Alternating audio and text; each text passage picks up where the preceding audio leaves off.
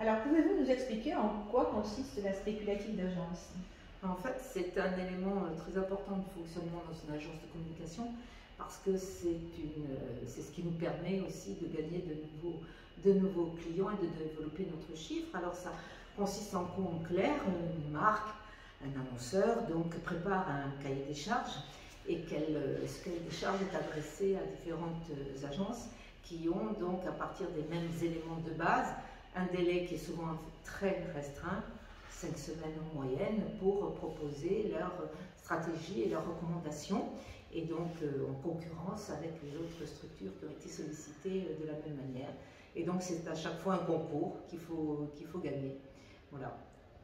Alors, vous venez de participer donc, à la spéculative d'agence et aux présentations des étudiants. Quel est votre ressenti à l'issue de ces présentations? J'ai trouvé qu'ils s'étaient énormément investis. Je pense que c'est un sujet qui les a intéressés parce que ça sort aussi un peu des travaux peut-être qu'ils font par ailleurs dans le cadre du master. Et le fait d'avoir cette émulation d'une équipe à l'autre, je pense que c'était quelque chose de très stimulant pour eux et chacun a bien compris en tous les cas la demande et répondu de façon très intéressante à notre sollicitation. Alors, quels sont les conseils que vous donneriez aux étudiants qui envisagent de travailler plus tard dans la communication? Alors je pense qu'il y a, bon, évidemment, au-delà des fondamentaux, parce qu'il faut être évidemment bien ferré en marketing, c'est la première des choses, mais ensuite, je crois qu'une des qualités essentielles, c'est d'avoir une curiosité très large, vraiment s'imprégner de tout ce qui nous entoure, les lectures, le cinéma, les rencontres.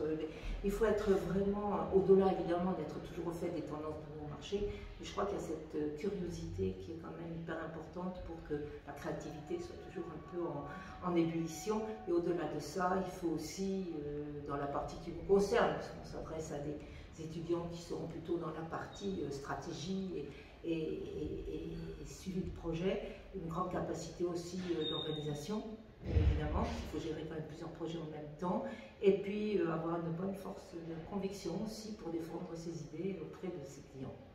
Voilà. Génial. Merci beaucoup.